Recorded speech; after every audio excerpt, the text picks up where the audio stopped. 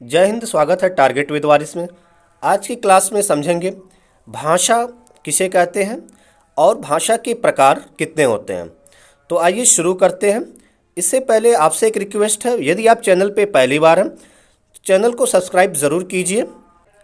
सबसे पहले देखेंगे भाषा की परिभाषा क्या होती है।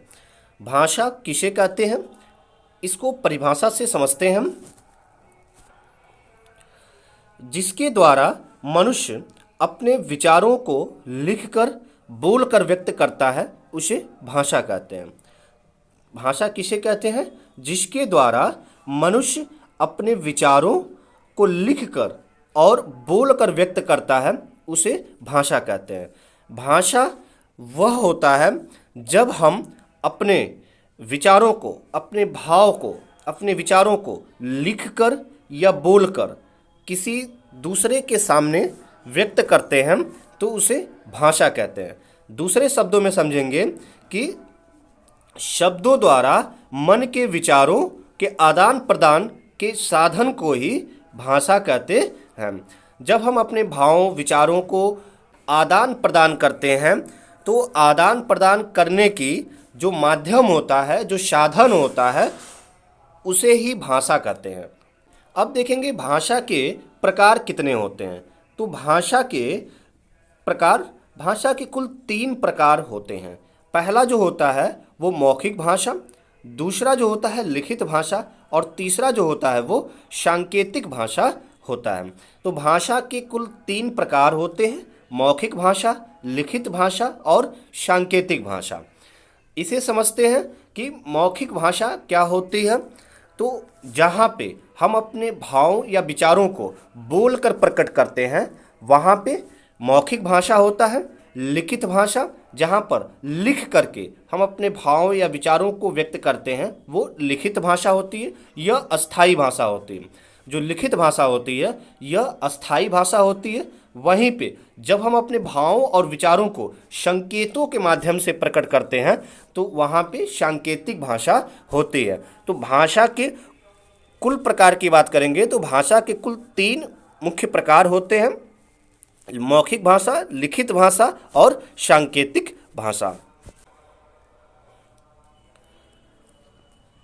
मौखिक भाषा को थोड़ा और स्पष्ट तरीके से समझते हैं कि मौखिक भाषा क्या होती है। मौखिक भाषा भाषा का मूल रूप है।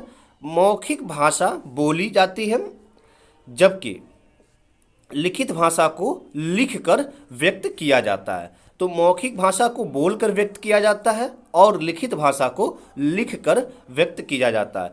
प्रत्येक भाषा की अपनी लिपि होती है, जैसे संस्कृत, हिंदी, मराठी, इन भाषाओं की लिपि देवनागरी होती है। वहीं पर अंग्रेजी जो भाषा होती है तो अंग्रेजी भाषा की वहीं पे जो अंग्रेजी भाषा होती है इसकी लिपि रोमन लिपि होती है। रोमन लिपि में अंग्रेजी भाषा को लिखा जाता है, जबकि उर्दू भाषा की जो लिपि होती है वो फारसी होती है और पंजाबी भाषा की गुरुमुखी लिपि होती है। इस प्रकार अन्य सभी भाषाओं की अपनी लिपियां होती हैं। दूसरा समझेंगे लिखित भाषा। लिखित भाषा का महत्व इस तथ्य से और भी अधिक स्पष्ट हो जाता है कि इसकी सहायता से सभ्य समाज में नई पीढ़ी को शिक्षा दी जाती है। यह एक अस्थाई भाषा होती है लिखित भाषा, और लिखित भाषा के ही माध्यम से समाज में जो नई पीढ़ी है उसको शिक्षा दी जाती है।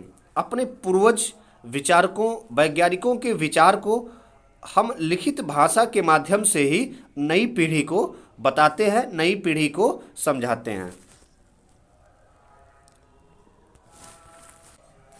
लिखित भाषा हमें शिक्षित ही नहीं बनाती अपितु मानवीय मूल्यों के प्रति सजग तथा सचेत करके हमें सभ्य तथा सुसंस्कृत बनाती है। लिखित भाषा एक अस्थाई भाषा होती है। यह हमें शिक्षित बनाने के साथ साथ समाज के जो मानवीय मूल्य हैं इसके प्रति सजग और सचेत करके हमें एक सभ्य नागरिक और एक सभ्य मनुष्य बनाने का कार्य करती है। अगला देखेंगे तीसरा जो मुख्य प्रकार होता है सांकेतिक भाषा। तीसरा देखेंगे सांकेतिक भाषा। जब कोई अपने बातों को संकेतों के माध्यम से समझाए तो उसे सांकेतिक भाषा कहते हैं। तो इस तरह से भाषा के कुल 3 प्रकार होते हैं, मौखिक भाषा, लिखित भाषा और सांकेतिक भाषा। आपने भाषा के प्रकार और भाषा की परिभाषा को आपने समझा। आशा करते हैं ये क्लास आपको अच्छा लगा होगा। चैनल को यदि आपने सब्सक्राइब नहीं किया है तो प्लीज़ चैनल को सब्सक्राइब ज़रूर कीजिए। अगली क्लास में फिर मिलेंगे। जय हिंद, शुक्रिया।